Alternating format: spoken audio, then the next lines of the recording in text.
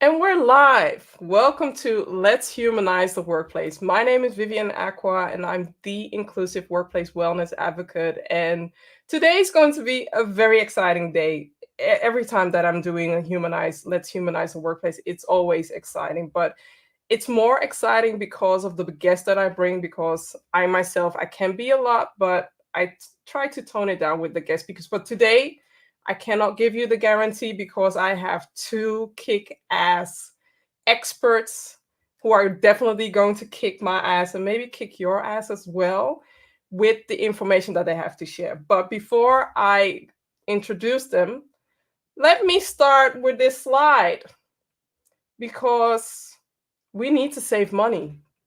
We need to help businesses save money.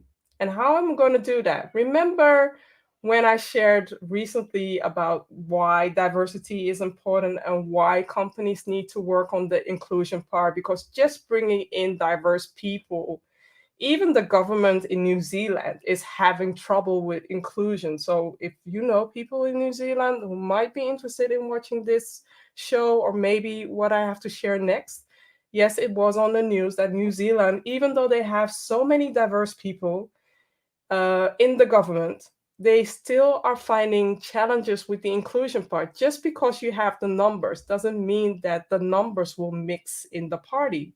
You need to work on your inclusion part, and you also need to align people on, put them on the same level or educate them regarding their biases and so much more. But this is not about the show. I'm just going to share that I know a way for you. So if you are an in-company HR professional or if you are an in-company DEI professional, I know a way for you to save money, for you to work on your employer branding, for you to make your company look not only good but better, well, the best, and for you to keep your people, your talent. You want to know more?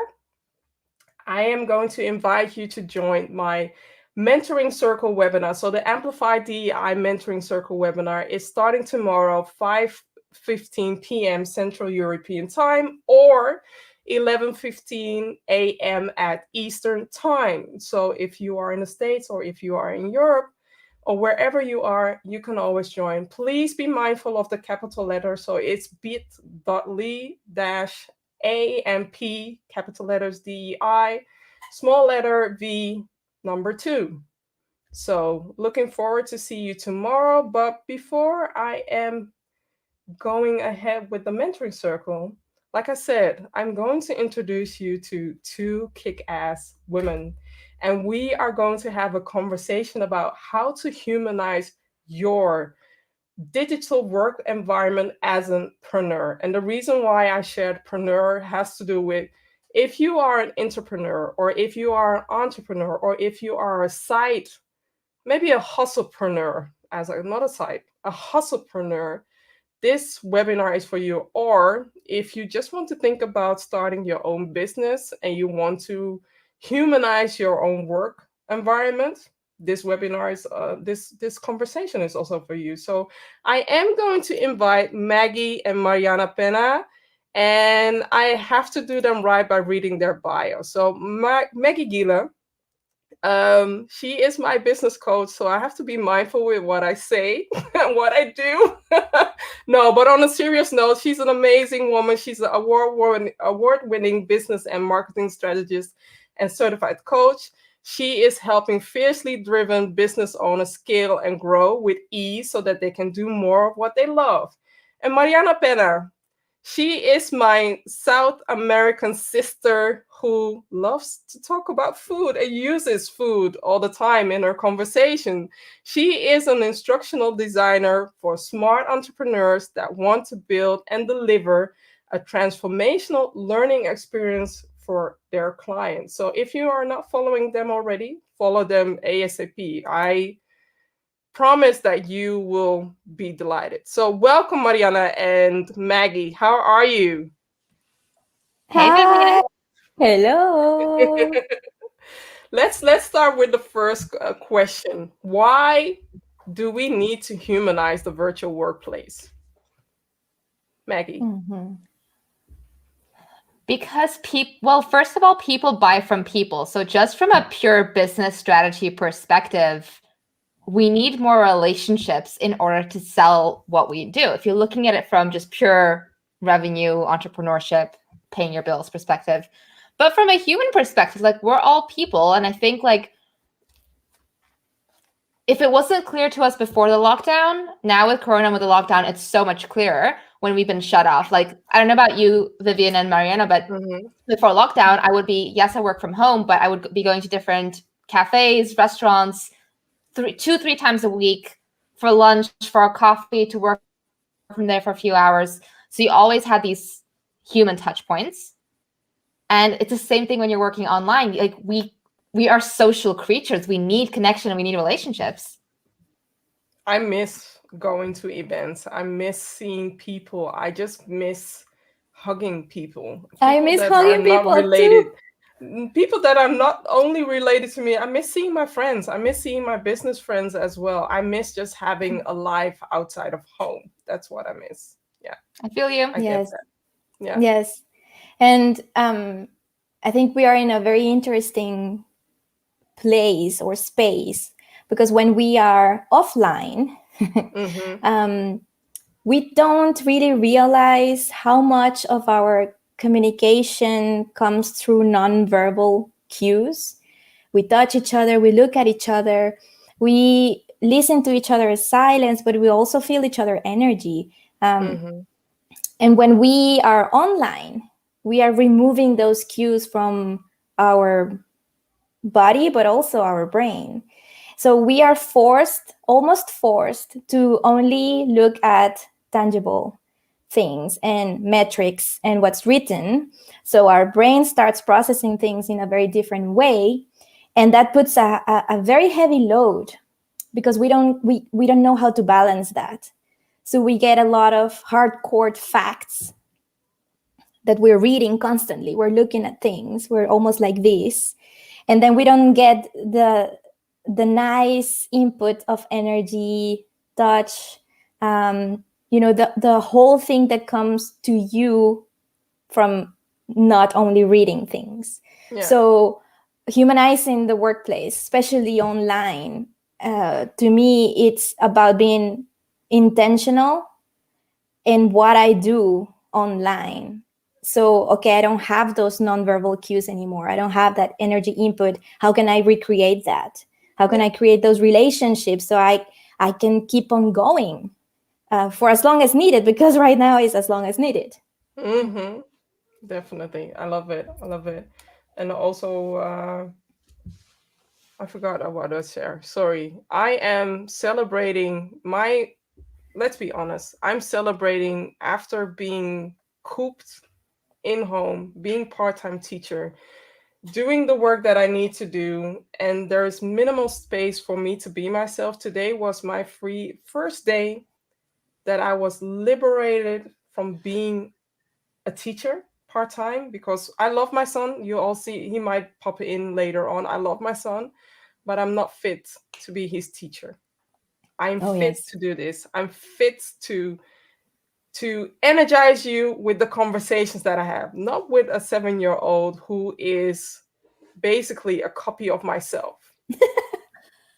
That's challenging.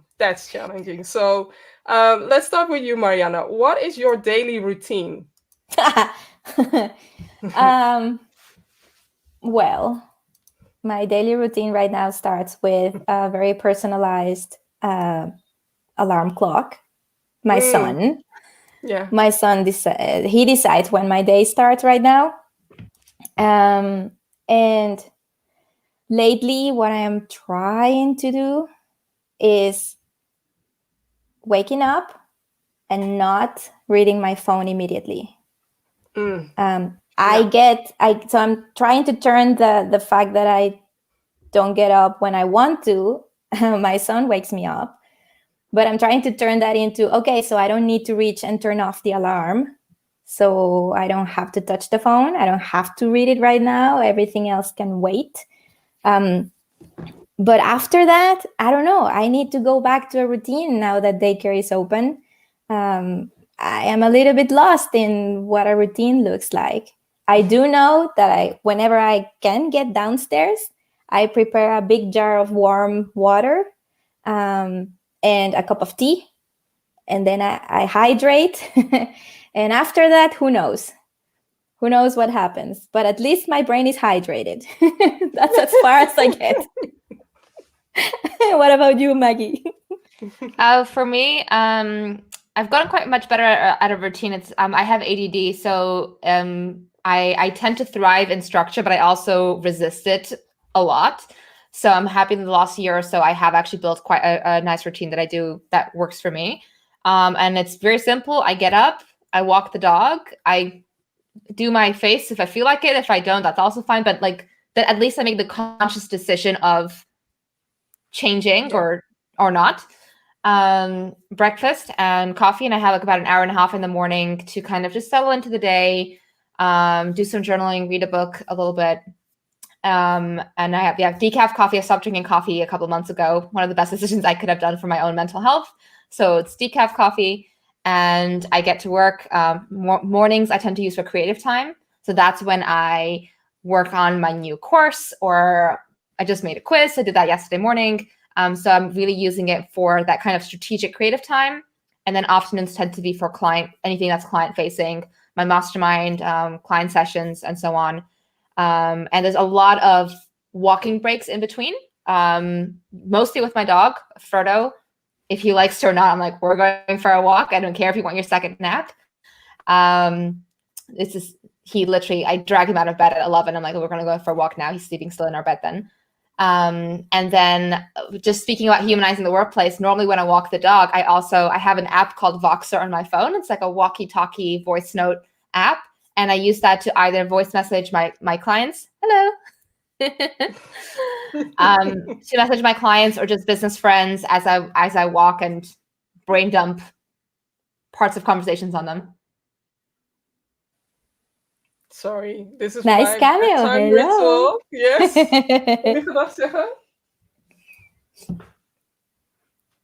Hello. Yeah, so these have been my moments in the Zoom meeting. So it's Orlando's bedtime, people, and he apparently missed being on this show. So Orlando, kom op. Dus. Wel te rusten.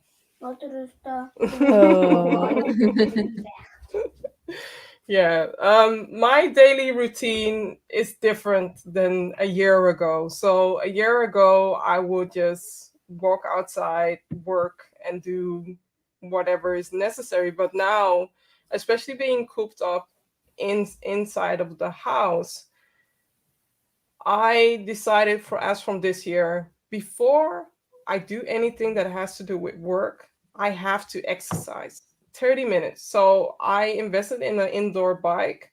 We have a rowing machine as well at home. And if I don't feel like it, I can always use my own body as a way of, doing some HIIT training at home. And the funny thing is, or the good thing is, my son also likes to be involved in that. So we're doing it together. He's doing his version, I'm doing my version. And it helps me to at least stop the conversation that I promised myself, yes, I'm going to work out. And by the end of 8 p.m., I'm just like so pooped. Workout is not going to happen. And now, before my brain even can think, I'm going to work out, do some exercise, and have my tea. I do love what Mariana said about having, starting the day with warm water.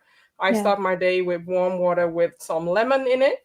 And normally I have my bowl jar, which is like a half liter of tea. That's how I consume my tea. So I'll drink about 4 or 5 of these glasses during the day, and it cleans me. That's it. I'm seeing a lot of comments. Sorry, yes. It's so interesting what you said about the exercise, because I started the morning walk sometime last year. Obviously, before that, I would walk my dog too, but then I would walk him at 11 or 12 on his schedule. And then we did short walks. And then I started like, no, I want to walk too. And now if I don't walk first thing in the morning, I feel it by noon. I feel it in my back muscles, and I feel this like antsiness. So I realized like for my own productivity, my energy, my creativity, my mental health, first in the morning, even if it's just 20 minutes, we do a walk. And now we're trying to just mix it up with like longer walks as well, if I don't have client calls in the morning. It's amazing to start off your day. And it reminds me also of what you shared during our CEO day. We had a CEO morning, people. You shared that if you look what the people or the A-listers or the expert, what they are doing and how they are spending their day, even though we don't always have the budget, there are some things that we can copy of their ritual, of their routine, so that we feel better, and we put that energy out there, because there are some days that I'm not at my best, but still delivering. But still, it is exhausting. It can be exhausting when you're not up to par with your energy. And this made me realize that it's also a way for you to reshift your focus. If you are feeling better, you're eating better, and you're doing what you need to do better, it will also come out in your business, or in you as an entrepreneur, or what kind of preneur you are. It will come out in your work that you do. Yeah. I'm seeing a lot of comments in the chat. So Charleston is sharing, thanks for sharing, ladies. And also love, have a wonderful day. Thank you, Charleston. Gulce is here, super adorable. Yes, Londo has that factor. Victoria, routine saved me during this isolation months. Yes, ADHD hits different when you cannot go out or to work, when you're used to work and all the routines are getting mixed up. Yes, yep. I totally understand that. Yeah, I feel you. I had a routine. I would go outside into the forest, and I had my cafes, and I knew like which days I'd go there, and we would meet with the regulars like every Wednesday morning, and everything got thrown up. And with I have ADD. I need a different environment to be able to be creative, and that's what the story I've had in my head for years. And now there is no new environment. So how can I get creativity again while being in the same place constantly? Yeah, that's so important. Thank you. And Gulce is sharing, I need to prioritize working out as well. This is something I put always on start early, before even your brain can process what you are going to do for the day. Start with walking out or doing something in a half hour. And I use YouTube or other apps to support me in this journey. And promise me to do something that you like. That's it. If you dislike it, it won't happen and it won't work.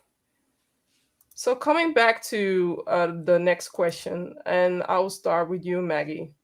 What are your biggest working from home challenges? And how do you deal with them?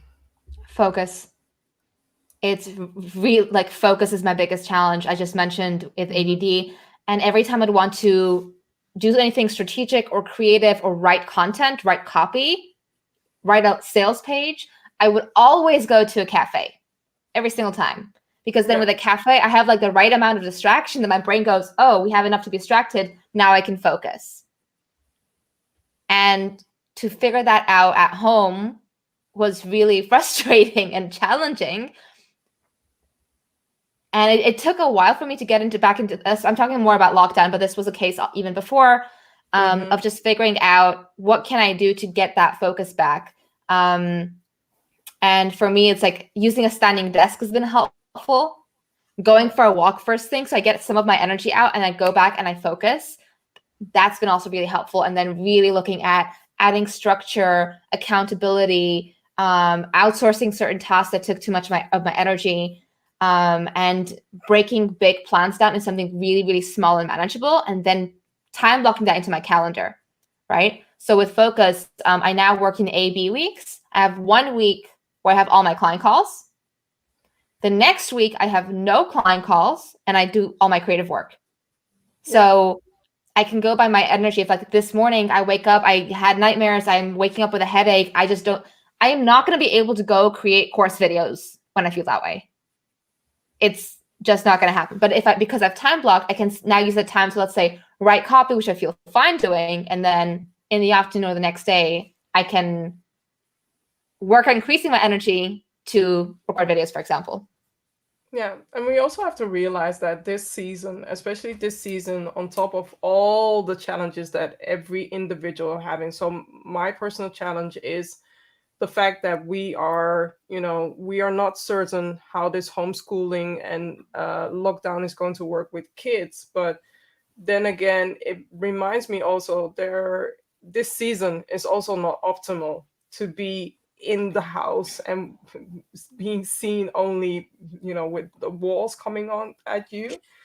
And we also have to realize that this lockdown is very draining when it comes to our mental health. So if you feel challenged, one thing that I made sure of, I had two pregnant friends beginning of last year, and I made sure that I reached out to them, but they don't know. And now I'm sharing this, that it was also helpful for me. Having these live conversations, it's helping me because I'm talking to people different than my partner. I love him, but he doesn't share the good things that you are sharing. I love my son, but the energy level and the conversation level is different. I need to be inspired, but also I need to find other ways to get that creativity that I used to have when I went on to online events, or when I used to have when I just had dinner with friends. Now I have to find other things. So I get that. Mariana. Yeah, I'm thinking because well, I have a toddler. Mm-hmm. Yay! I adore him, but he's a toddler, right? So he also has a lot of energy, and school just restarted. Um, so I'm thinking, and going through my past year, the challenges that we had at home, dealing with all these different things that needed to happen at the same time. So keep him entertained and somewhat learning something. And then the house still needs to run, and I need to run my business. So I think for me, what helped me was to get to be very honest with myself and understand I cannot do everything every single day. So the type of work I do as an instructional designer, it requires my whole focus on something. And it's not something that I am creating, is I am going through the content of somebody else. So I need to be very alert. I need to be looking at things from a lot of different angles at the same time, and also reminding myself, okay, I need to check on my own bias. So it's a lot. It's a very focused type of work that requires me to go into this period of, okay, I'm getting in the zone. This is my zone. I need to be completely cut off from the rest of the world right now in order for my brain to produce everything that I need, and then I need to unwind, and that also takes a while. So I had to make a lot of choices. The house is not going to be clean today. We're going to order takeout because today is the one day that I get to work on this. And that was hard for me because I'm a recovering high achiever. And I'm also very, very Latin and very Mexican. So house has to be pristine, kitchen has to be pristine, and you need to cook from scratch, right? We don't buy cut and diced packages. I can see my mother nodding their head like, we don't buy outside. Like, you're not gonna make that by yourself? Are you okay? Yep. I'm Czech. I'm Czech. Yeah, same culture. Yeah, exactly. So that was very heavy on me. But nobody was putting this on my plate. I was putting this on my plate. Yeah. So I think the biggest challenge was myself, like giving grace to myself and saying, today, this is how it is. Yeah. And that's enough. That's going to be enough. And oddly, at the moment that I made that switch, things started to get better in business. Because then when I was able to show up I showed up and I was there 100%. And when I was not able, I was like, I'm sorry, I just can't. And that's how it is. So your online gives us this big challenge of deciding where our own boundaries are. And that can take a while to figure out what works for you. That brings me to my next question, because we are talking about us defining our own boundaries. But then again, we also have to bring it back to the workplace where there are leaders, there are managers. What can leaders and managers do to support their people while working from home? I just jumped there. Sorry. Yeah. Maggie, you wanted to go first? Okay. I was having this conversation with 3 different friends that have 3 different businesses in Mexico. Online working is not really a thing right now over there. So when lockdown started for some companies, the problem was they were still thinking in the old way. So they were still thinking as clocking in hours, this amount of hours, instead of making the switch to goals and outcomes. So that's very important to consider. It's not about giving somebody a laptop and saying, here, you can work from home, but you need to be online from 8 to 5, and I'm going to check on you that you're online. Am I hearing you? Is this your way of challenging, we don't need to work 40 hours? We don't need to work 60 hours? Is that what you're saying? Are you challenging the 9 to 5? And I'm with you on this challenge, so that's why I'm bringing it up. Yes. What I'm saying is that if you are not able to set up your team and the tasks based on goals and outcomes, then that's on you as the leader of the team.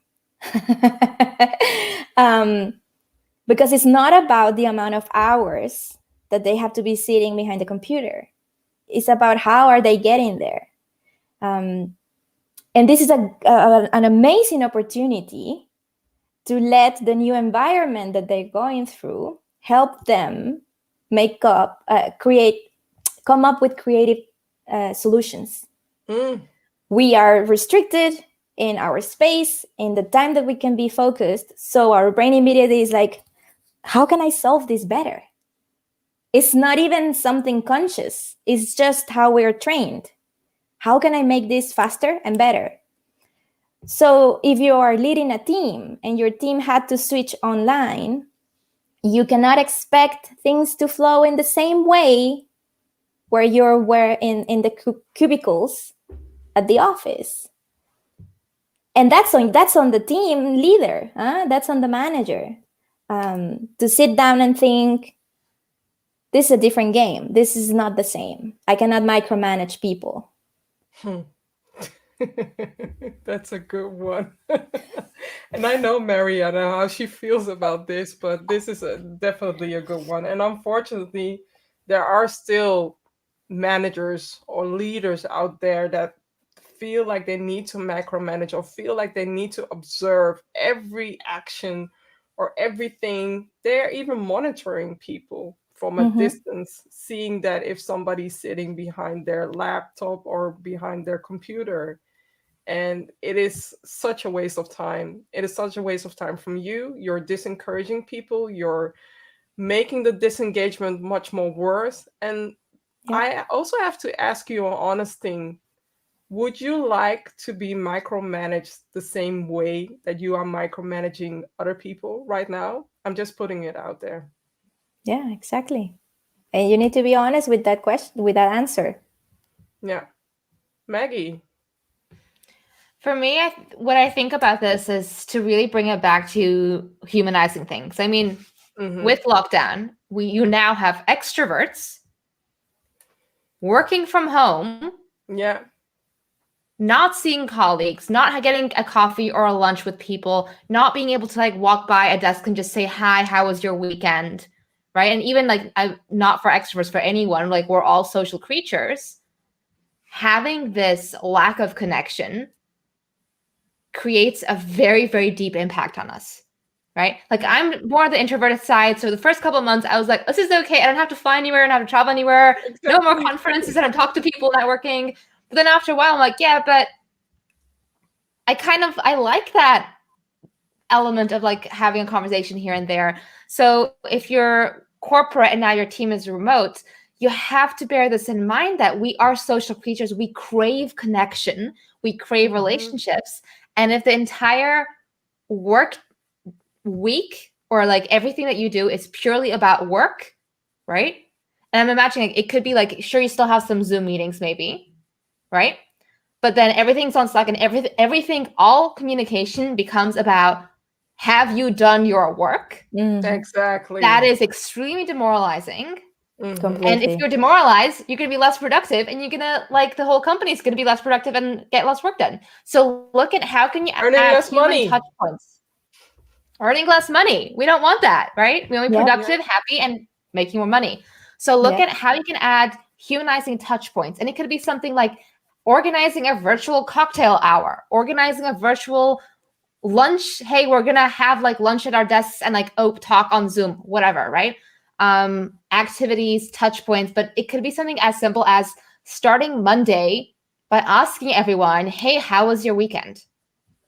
Yep. It can be that simple. Yep. Let's go beyond that. Hey, how was your weekend? Because here in the Netherlands, it's so superficial. We need to have real conversation with people. And maybe if you see somebody's child walking behind them, or a dog or a cat or whatever, ask them, what's the name of the pet? Yep. Go beyond just the superficial questions. Go a little bit deeper and get to know the other side of your colleague. That's it. That's so interesting you say that, Vivian, because for me, I grew up in Singapore where you didn't even ask the question, how was your weekend? So when I moved to the Netherlands and my first week at university here, I transferred, I was so in shock when I kept hearing everyone asking each other, how was your weekend? And them actually responding. So for me, that was so interesting about Dutch culture, that there is at least, you can say it's superficial, but there's this interest. I've seen the other way around, where I went to the States and there they ask you out of politeness, how are you? And I'm just like, blah, blah, blah, blah, blah. But they were just like shocked, like we weren't expecting an answer.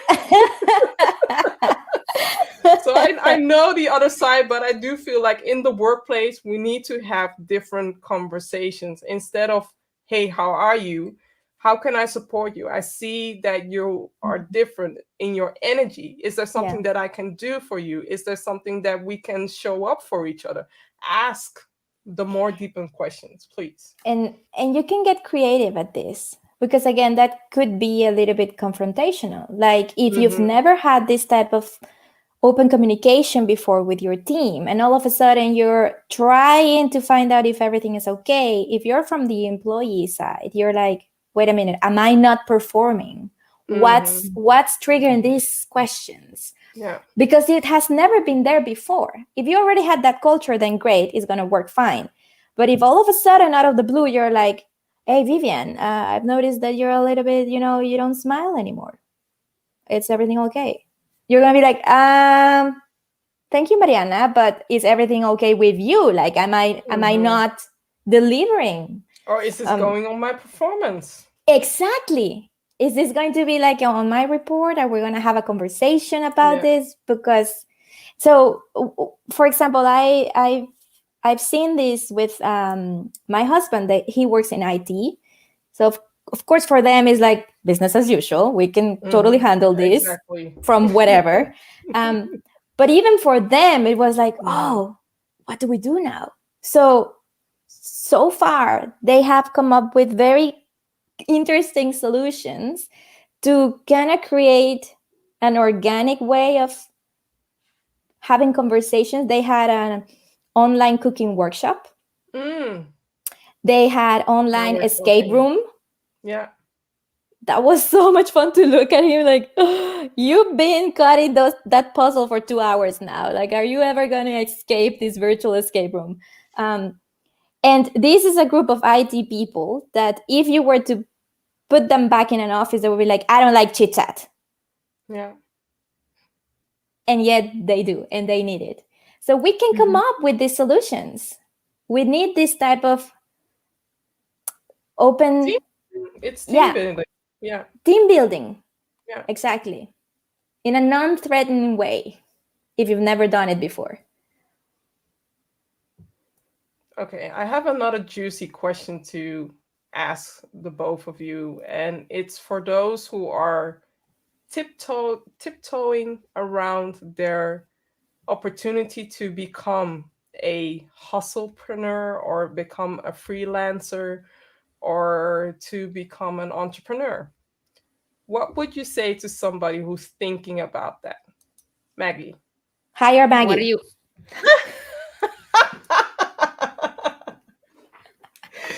That is definitely good, but what Maggie, what would you say? I would say, like, what are you waiting for? Right? Because I get messages like this so frequently. Like, you know, people like look at my business like, oh, how do I get what you have? How did you start? And you know, I have conversations with people who like tell me, oh, I've been reading all these books and listening to all these podcasts. And I'm just like, yeah, but you've listened to them for 5 years. Like, there's always going to be something, right? And there's the question of,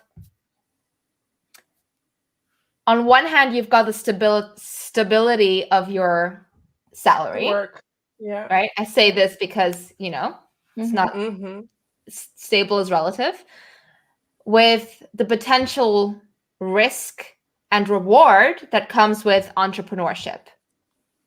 And there's the balance, right? Of in 10 years from now, where do you see yourself? In 10 years from now, what would you regret? Entrepreneurship is not for the faint of heart.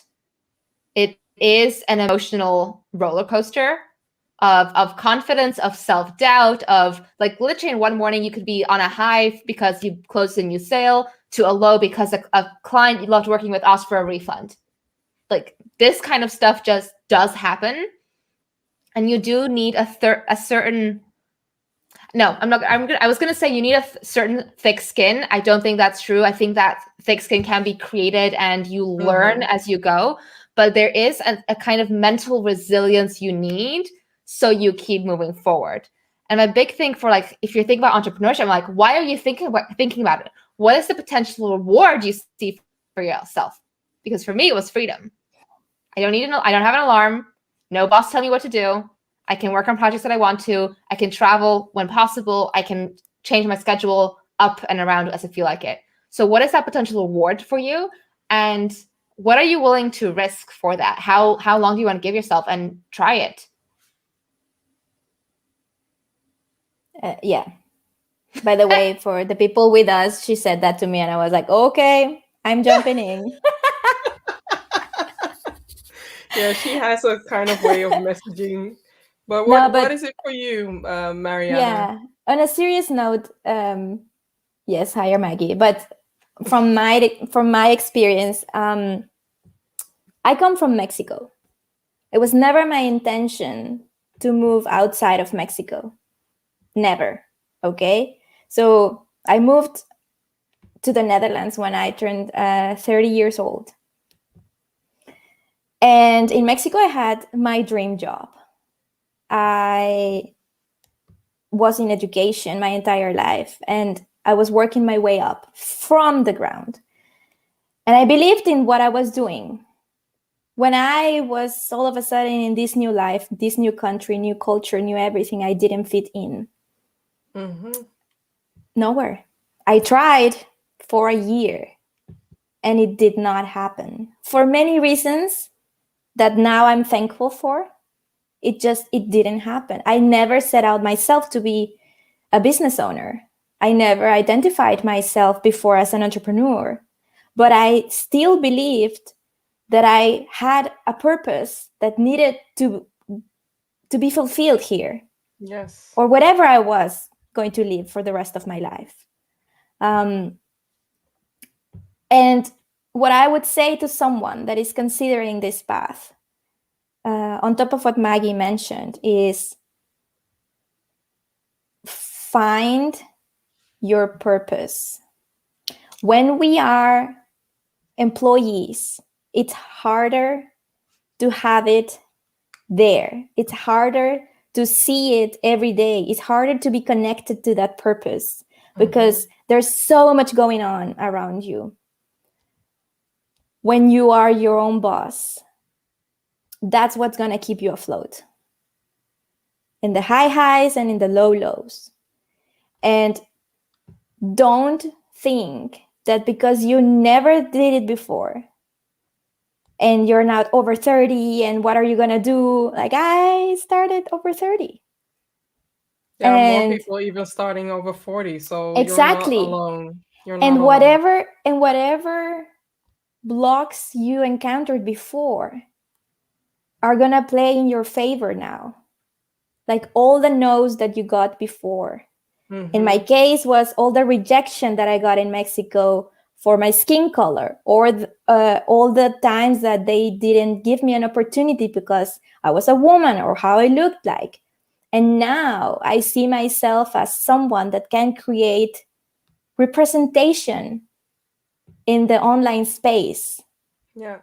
How many instructional designers are building stuff right now online that look like me, that are running their business in their second language?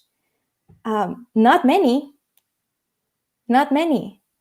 So I have my purpose, and that drives me. And I am creating a new space for women that come behind me so that they believe that they can do it too. Yeah. What about you, Vivian? I especially like what you share, because when I look into the domain that I'm in, so coming from the Netherlands, there are not, I haven't seen a tall lady, and the people that haven't met me in real life, yes, I am 186 meters, 6 foot something, without any heels on. So I'm very tall. I haven't seen somebody who is as outspoken like me. And also for me, my main reason, you saw my son, the fact that he has to embark the workplace or maybe start his own business without him even knowing about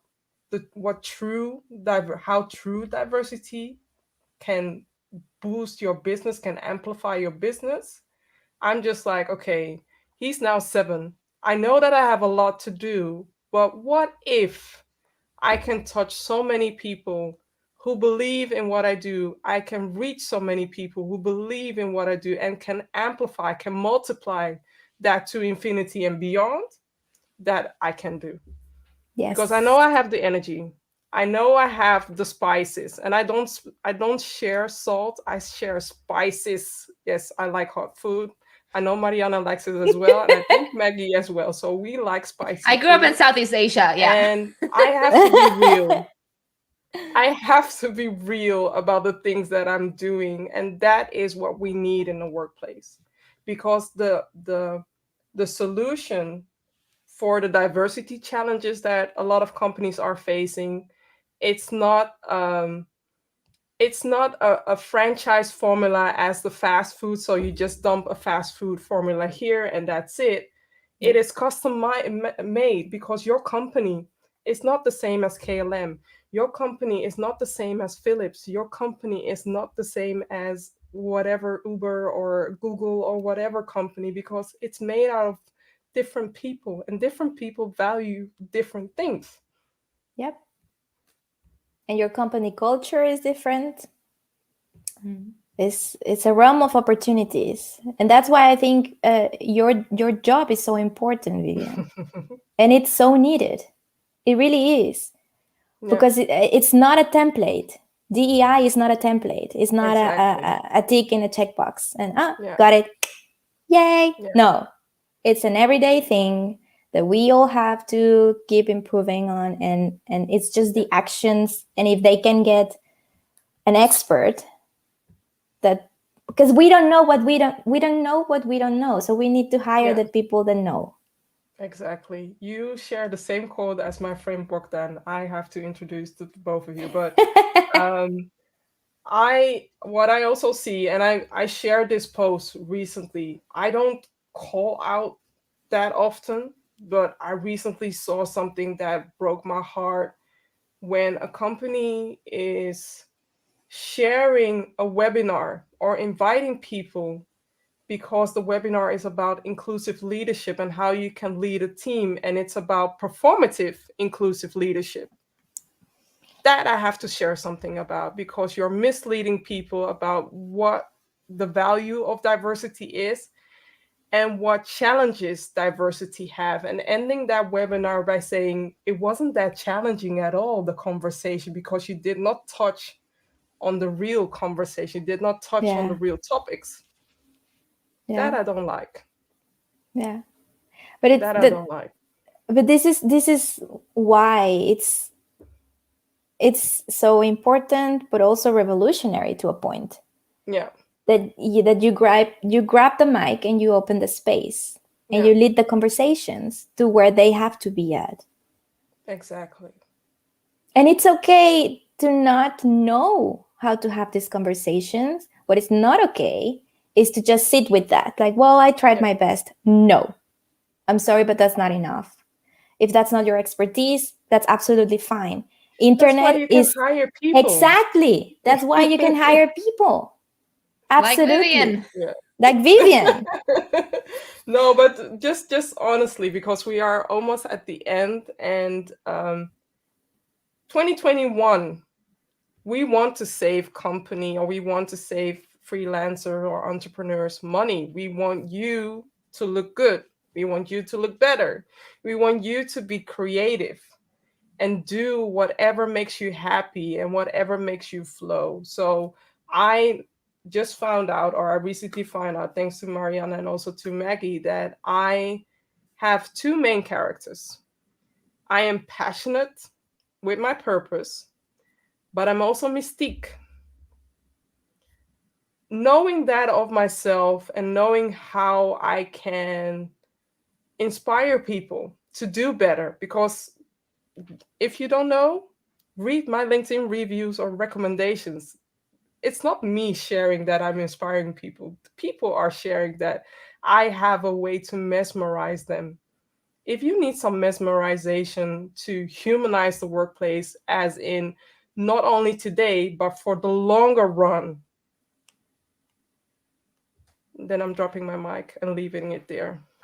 Yes. I'm going Yes. to end with the last question. And I'll start with you, Maggie, because I know you have a lot of dreams and wishes, but I'm going to ask you for your wish for 2025. When it comes to working from home as an entrepreneur, what do you wish to see?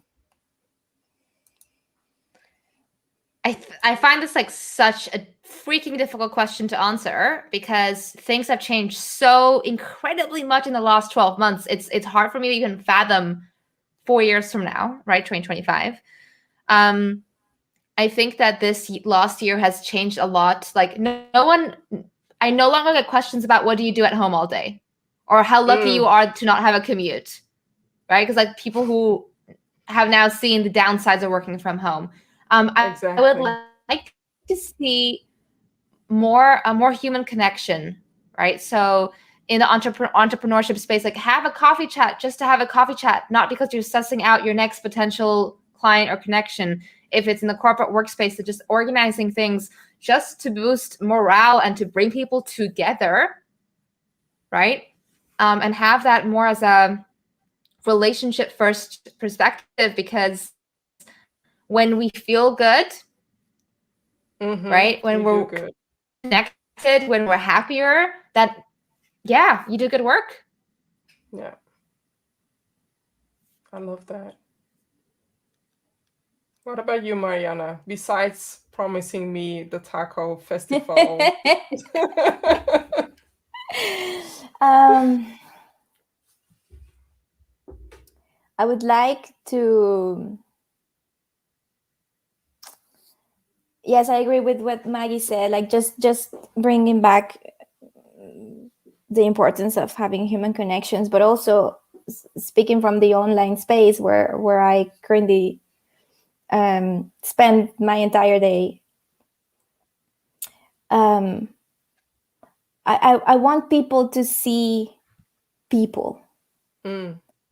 I don't want people to assess someone else by their following or the amount of email lists that they have or how much they cash per month, because those are variables that sometimes are out of your hands.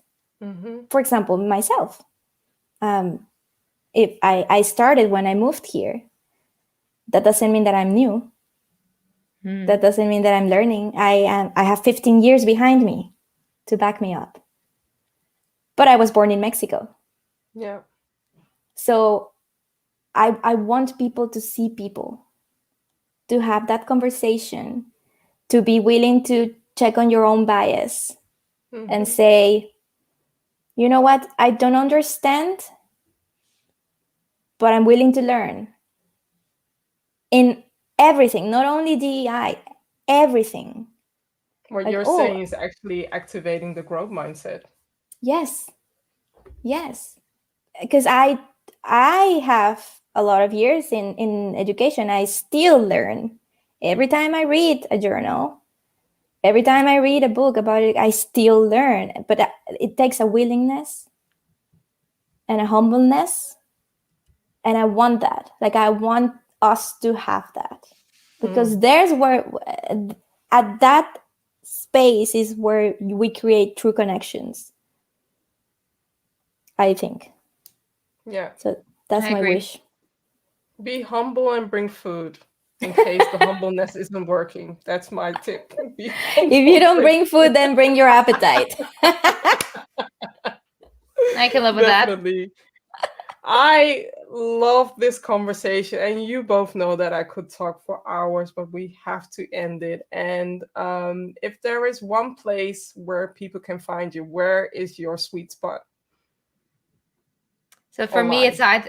it's either on maggiegiele.com. You can go to maggiegiele.com/quiz to try out my new quiz on your launch personality. If you're launching an offer, and I hang out a lot on Instagram stories, where I'm very creatively as Maggie Giele. And Mariana? I'm mostly on Facebook right now, so you can just find me there. Read about what I do. If you like it, come tell me what you like. And if not, that's okay. Thank you for stopping by. But more See than how she is? but I like conversations. I like conversations. So if I'm always open to a good conversation. Yep. Thank you for being amazing guests on Let's Humanize the Workplace. And even Deborah. Hi, Deborah. Thank you for watching. And also Gulce is sharing. Lovely tuning in today. I'm going to round it up because I really love this conversation, and hopefully next time I can bring you back for a follow-up because we're not done. But I want to say to all the guests, for all the guest speakers, but also to all the people that are listening or watching or listening, tuning in into the podcast later, I'm grateful for you. I'm grateful for you for just watching. I'm grateful for you just joining. I'm grateful for you just sharing, and know that next week will be a good conversation with Gulce and also with Neil Usher. I will share the post very soon, but it's about embracing change. And it's going to be a very inspiring and interesting conversation. So, up till next week, and bye. Bye. Bye, Helena. Bye.